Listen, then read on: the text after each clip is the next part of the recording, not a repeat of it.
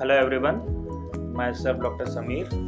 Today I am going to speak about the balanced salt solution. So, coming to a basic history of the fluids that has been used over the years. So, how it first started was that Dr. Lata, during the cholera outbreak in London in 1831-32, used 2 to 3 grams of muriate of soda and 2 scruples of carbonate of soda in 6 pints of water.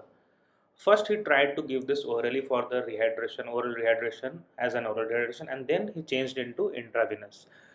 This fluid on giving intravenous had very good response. So the first IV fluid to be used was this, and it was normal saline. It was named as normal saline later on. That was the first to be used. Then the second fluid that we came across was the Ringer solution. Generally in the labs on the frog heart muscle, the solution that we use, that is the Ringer solution, which was first described by Dr. Sidney Ringer in 1882. It had sodium chloride, potassium chloride, calcium chloride, and sodium bicarbonate. So when the sodium lactate is used instead of the sodium bicarbonate, it is called the Ringer's lactate. So the Ringer solution that was used for the frog cardiac experiments during our school days, that is our, or in our MBBS, first MBBS. So that was our Ringer solution. So lactate instead of bicarbonate is your Ringer's lactate. Now coming to the physiology of the fluids, so in our body, the acid-base status is basically maintained by the strong ion difference, the concentration of non-volatile weak acids or the ATOT, and the PCO2. So the first two components, that is the strong ion difference and the ATOT, that is the concentration of non-volatile weak acid, they comprise the metabolic part. Metabolic acidosis or alkalosis, those two describe, and the PCO2 or the carbon dioxide, that describes the respiratory component of our acid-base status. So the normal strong ion difference is 40 millimoles per liter, and the pH is directly proportional to the strong ion difference. So if the strong ion difference rises, the pH rises, and that becomes alkalosis. If strong ion difference falls, the pH also falls, it becomes acidotic. Now A2 is indirectly proportional to the pH. The albumin and phosphate, they comprise the ATOT. So if there is a rise in ATOT, so the pH will fall. If there is a fall in ATOT, the pH will rise. So now coming to the basic comparison of all these fluids that we use in ICU. First is normal serum. These are the concentrations of sodium, potassium, chloride, calcium and magnesium in the serum. Then the fluids, saline, RL or the Ringer's lactate, Hartmann solution, Ringer's acetate and plasma light. Okay, so more or less very much similar to the normal serum is our plasma light, which has also magnesium, although it doesn't have calcium. Ringer's acetate has calcium and magnesium both. So these are the newly termed as the balanced salt solution, Hartmann solution, Ringer's or plasma light. Now why these are called balanced salt solution and why not the normal saline, we will discuss. So coming to the basic physiology of normal saline. So it was initially named indifferent fluid by Dr. Hartwig Jacob Hamburger. So it had the same melting point as serum. It goes from intravascular to interstitial part. It is isoosmolar with the extracellular fluid, extracellular compartment. So as is the water distribution in our body from cell, and cellular and extracellular. Extracellular is again 2:1, interstitial and intravascular. So is it isoosmolar with ECF? So 25% intravascular and 75% goes to the interstitial part. So this does not cause any change in plasma osmolarity. Let's see. Suppose we give 1 liter of sodium chloride to a patient, to the body. So the intravascular fluid, which is 290 milliosmol per liter. So we added another 300 osmol fluid volume. Our body, that is 3500 ml, total volume considering intracellular and all, that is 5000 ml. We added 1000 ml. Okay, so total becomes around in interstitial fluid, it is total is 3045 milliosmol. So when the sodium NaCl is given into the blood, sodium and chloride are pumped out of the cells by the active transport pumps. So as the sodium and chloride does not enter the cells, all of the fluid stays extracellular. and it gets distributed in intravascular and and interstitial space. Extracellular space is intravascular and interstitial. This is ECF compartment. So all of the fluid or the NaCl that we give, or the NS we give, that stays in the extracellular compartment. That is in the ECF, in the ECF, that is intravascular or interstitial, in a ratio of 3:1. So when the fluid is given, see, this is the normal. Cations is green and anions are red. So the SID, as we see, normal is 40 with a pH of 7.4. So what happens when we give normal saline, the sodium rises and the chloride also rises. But as the chloride concentration, as the anion was lower concentration, we give 154 MEq of sodium and chloride. But as the concentration of the anions was lower, so the rise in chloride is more than the rise in sodium. Okay, same amount of sodium and chloride is given, but the proportionate of rise in the sodium and the cations was lower than that of the rise in chloride. So there is a fall in SID, or strong ion difference, that causes acidosis. That is also because of the fluid, there is dilution of weak acids, so there is fall in ATOT. Now this acidosis causes increased ammonia production and protein synthesis inhibition. So this increased chloride in renal tubules provides an active tubuloglomerular feedback. So there is afferent atrial constriction and reduced GFR. So this can explain your increased acidosis and increased rise in metabolic acidosis, urea creatinine in some models where NS was used as a fluid. We will see again later. Now coming to the physiology of Ringer's lactate. It was invented in 1882, as I said, with lactate being added. First it was the Ringer solution in 1882, and with lactate being added, it was termed as Ringer's lactate in the 1930s. It has sodium of 131, potassium of 5, calcium of 2, lactate 28, which converts to bicarbonate in our body by the liver, and chloride of 112. It has a SID of 29 milliequivalent of liter, so it increases the strong ion difference. Now, NS, or the normal saline, has 154 MEq sodium and 154 MEq of chloride. So its SID, the SID of the fluid was 0 in the fluid itself. So SID of this RL is a SID of 29. Okay, so you see cations present, and sodium is 131, calcium is 2, potassium is 5 present in RL. 28 millimoles of lactate, which I said, represents as bicarbonate, which gets converted to bicarbonate in a liver, chloride of 112. So now there is a SID of 29, 131 plus 5, 136, 138 minus 112. Okay, so there is a 29 SID difference. Now, osmolarity is little hypoosmolar. Effective osmolar is 248, as the lactate doesn't count. It has a pH of 5 to 7. It is a little bit of hypoosmolar. So some water goes into the intracellular compartment as it is hypoosmolar. Rest of them distribute in the intravascular and interstitial compartment. So again, if you give 1 liter of fluid, consider around 20-30 ml to go into the intracellular compartment because it is hypoosmolar. Rest of the amount, that is 970 ml, it gets distributed in extracellular compartment. Now extracellular is again intravascular and interstitial in the ratio of 25:75. Okay, so that is how the RL gets distributed in our body. So when you give 1 liter of fluid, around 25% of stays in the intravascular compartment. Okay. So this is, as we know, as I said earlier, sodium and chloride are pumped out of the cells by the active transport pumps, and the potassium is pumped in. Calcium also stays extracellular due to the ATP powered pumps. Now lactate is metabolized into carbon dioxide and water, consuming a hydrogen ion. Okay, so as there is a consumption of hydrogen ion, it helps in treating metabolic acidosis. There is a reduction of acidosis.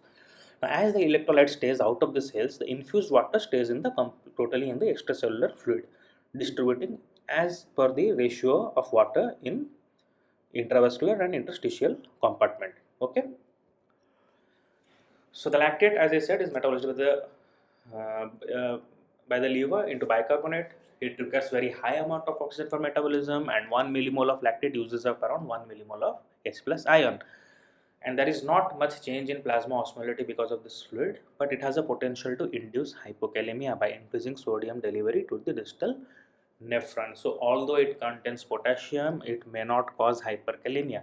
RL, it rather there is a chance it may reduce the potassium levels.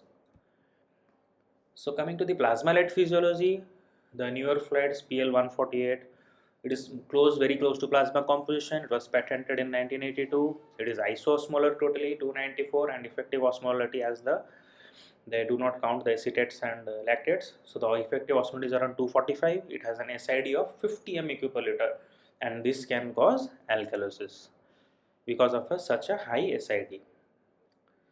So this is what is the composition of the fluid. Sodium is 140, potassium is 5, magnesium is 1.5, and chloride is 98. So 140 around 147 minus 98 with a SID of 50. Okay. Now acetate and gluconate, they do not count as your ATOT in the strong in the anion. Okay. It has an osmolarity of 294, pH is 7.4, range of 6.5 to 8. Now this volume is mostly distributed in the interstitial and intravascular compartment. It doesn't go intracellular as the pumps remove out the sodium and potassium from the cells. So the fluid completely stays in the extravascular compartment. Okay. So mostly in the interstitial and intravascular in 2:1 ratio. The magnesium slowly moves intracellular, the magnesium present in the fluid. Okay. So sodium and chloride are pumped out of the cells. As in the previous two cases, magnesium distributes into the extracellular fluid and slowly moves into the intracellular compartment. Acetate is metabolized into carbon dioxide and water, consuming a hydrogen ion, again like the RL. The thing here is that the lactate was metabolized in the liver, but acetate can be metabolized in each and every cell of our body, not necessarily only in the liver. So in hepatic failure, you should avoid generally Ringer's lactate because it cannot metabolize the lactate and there will be a hyperlactatemia. So because the electrolytes stay out of the cells, the infused water or the fluid that is given, that stays in the extracellular compartment, distributing as per the fluid, the water content present in interstitial and extracellular compartment. Much of the gluconate is excreted in the urine unchanged. So acetate is metabolized into bicarbonate, not only in the liver but all tissues. Less oxygen is consumed for metabolism, and gluconate is excreted by the kidneys unchanged. So in a study by Morgan and Venkatesh designing balanced crystalloids, okay, so SID of crystalloid is its bicarbonate, or that part of an organic bicarbonate surrogate which is metabolized on infusion. So rapid infusion alters the plasma SID towards the crystalloid SID, but it also lowers the ATOT by the hemodilution. So what happens was, they saw that a change in the concentration. So to balance this change in ATOT and SID, they saw that the change in concentration of non-volatile weak acids, that should be offset with a change in SID to maintain the pH of the body. You are infusing a fluid, it changes the pH of the body because of the electrolytes and whatever is present. So the change in SID should be offset by the change in ATOT. So the ideal fluid as per the Stewart equation should have a SID of 24 milliequivalents per liter. Now as we saw, the Hartmann's or Ringer's lactate has a SID of 29 and normal saline has a SID of 0. As I said, sodium 154, chloride 154. So SID is 0 and plasma light SID is 50 as we discussed. Okay. So there is a gradual shift of our practice in giving fluids in the ICUs or even in the OTs and in general wards from normal saline to plasma light or balanced salt solution as in Ringer's lactate, plasma light, Cabilite, or your Hartmann solution or whatever. So why this one? Because sodium chloride causes hyperchloremic acidosis. As we saw, the rise in the anion or the chloride was relatively higher than the rise in sodium. So there is a fall in SID. So there is an acidosis. So there is a hyperchloremic acidosis. As I said, the incidence of AKI is higher. Even that the cause has been discussed earlier. Okay, there is a chance of increased incidence of AKI. Now fluid. So now the need of the fluid that has less interference with the internal milieu or the internal pH of the body. As we saw, the fluid the change in SID should be compensated by the change in ATOT. So that is provided by a balanced salt solution. The change in SID which is offset by the change in ATOT. So that the pH of the body is maintained even after giving the fluid and there is no acidosis. So the balanced salt solution, it can have bicarbonate or a precursor of bicarbonate like acetate or lactate or gluconate. Okay, so balanced salt solution should have also have potassium, calcium and magnesium in it, and it should be as close to plasma possible.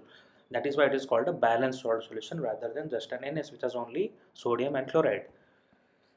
So in many studies in ISOs conducted, we have seen by Semler et al. This is in critically ill adults and in non-critically ill adults, and there have also been the split randomized control trial by Paul Young. So what these are the findings of the studies.